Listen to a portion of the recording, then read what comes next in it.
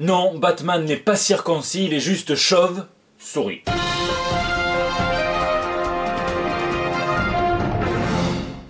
Le tout premier Bat Gadget, l'autre Dick de Batman, le Batadong, le bâton de vieillesse d'Alfred. Je les balance tous maintenant, au moins ça c'est fait, mais évidemment qu'on va revenir sur cette énorme polémique. Nous sommes en pré-New York Comic Con, c'est dans 2 semaines, donc l'actualité va s'alourdir au fur et à mesure qu'on s'en rapproche. Mais en matière d'actu, ce JT n'en est pas dépourvu, ne vous inquiétez pas, j'ai même des images d'un tout nouveau Joker, pas Joaquin Phoenix, pas Todd Phillips, vous allez voir un projet ultra secret apparemment que DC n'a même pas encore annoncé. Donc sans plus attendre, trêve de blabla, tout de suite, ce sont les news de la semaine.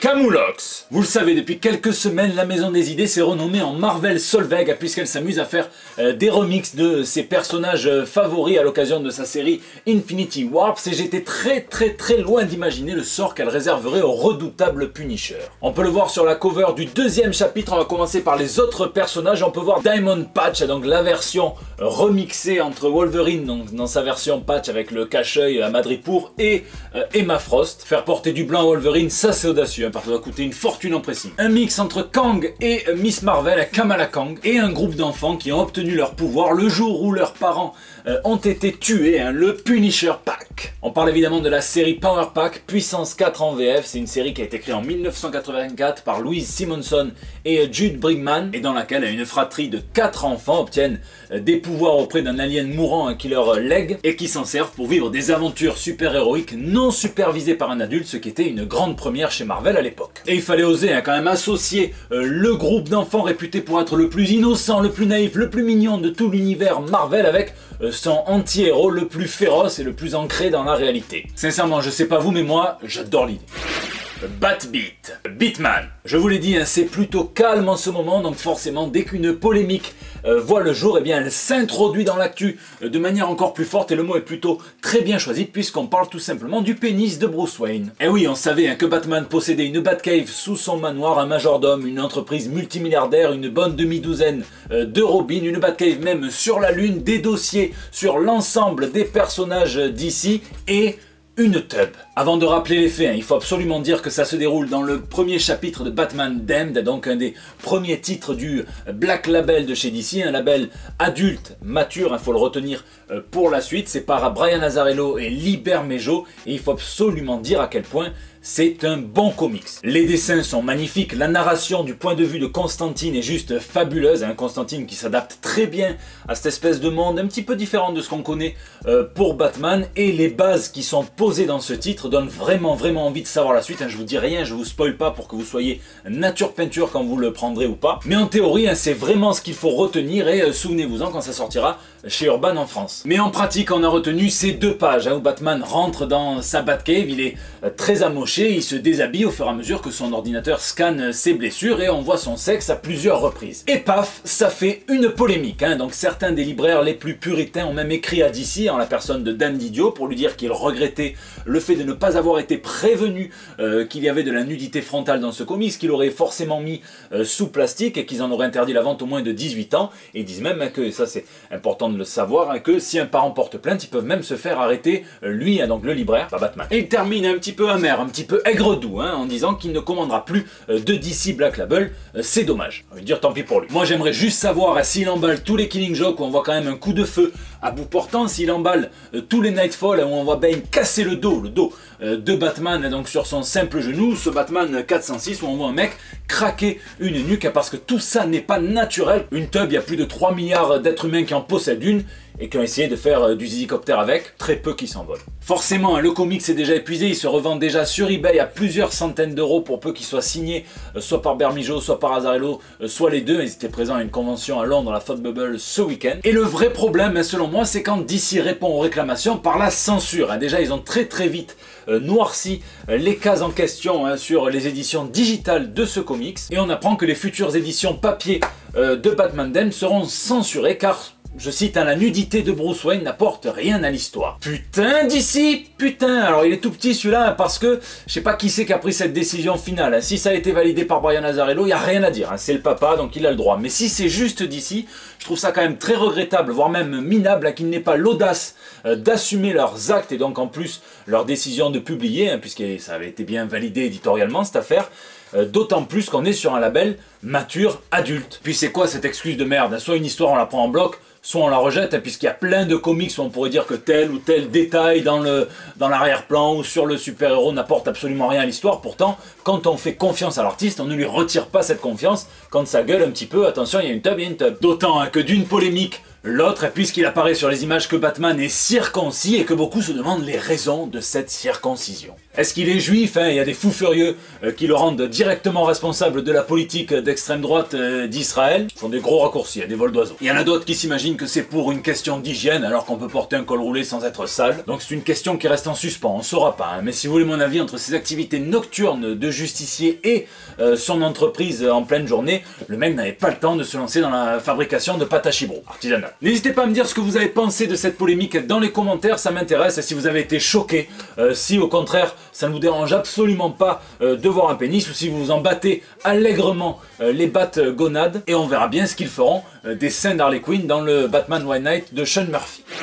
Le toucher de Rob. On passe d'un Zob à un Rob, il se prend pour Midas, il ne dessine pas les pieds et il est de retour chez Marvel pour un projet qu'il annonce comme énorme. Je parle évidemment de Rob Liefeld qui annonce qu'il est en charge d'un crossover de toutes les séries X-Men qui arrivera en 2019. Il dit que c'est lui qui a été sollicité par Marvel et qui leur a proposé quelque chose que personne ne leur avait jamais proposé avant, patati patata. Alors est-ce qu'il va rééquilibrer la population mutante et humaine? Est-ce qu'il va enfin avouer que ce Captain America était en fait un mutant du torse? Rien de confirmé par Marvel en tout cas, on devra attendre enfin d'en savoir plus sur ce projet. Et au passage, au détour d'un panel d'une convention à laquelle il était invité, il a confirmé ce secret de Polichinelle en disant à quel point la guéguerre entre Disney, Marvel et la Fox avait affecté les comics des X-Men. Il dit, je ne sais pas si vous avez remarqué, mais Marvel a baissé quelque peu le rideau sur les X-Men pendant une vingtaine d'années.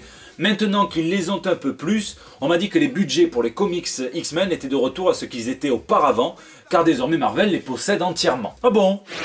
Joker Dose. Une Joker Dose, qu'est-ce que c'est? Bien, c'est très simple. C'est la prise accidentelle ou non d'images du Joker de Joaquin Phoenix en quantité supérieure à la dose limite supportable par l'organisme, ce qui en modifie l'homéostasie en provoquant des symptômes divers pouvant aller, dans les cas les plus extrêmes, jusqu'à la mort de la hype pour le futur film de Todd Phillips. Bah oui, nous on était super contents, on a vu quelques images volées ou pas sur le tournage, puis Todd Phillips, le réalisateur du film, qui est produit en partie par Martin Scorsese, avait lâché les tests, les essais caméra de Joaquin Phoenix en Joker.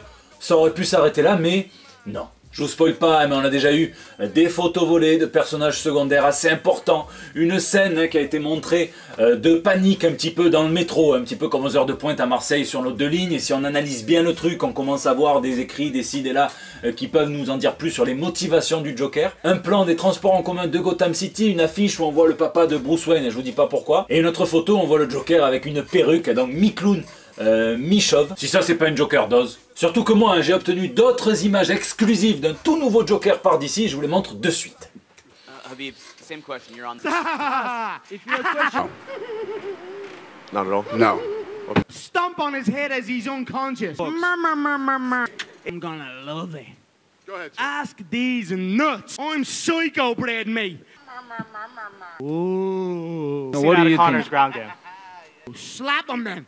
Do something about it. What are you doing I'm here? here Why to you come enjoy here? this. Why you come here? Because I'm But gonna 6 love, October, I'm gonna love 6 October, what you pulling gonna out of your do? misery This and is not stomping on this your is head. not- Don't come at the king. Don't ever come at the king. And that's it. C'était peut-être une connerie.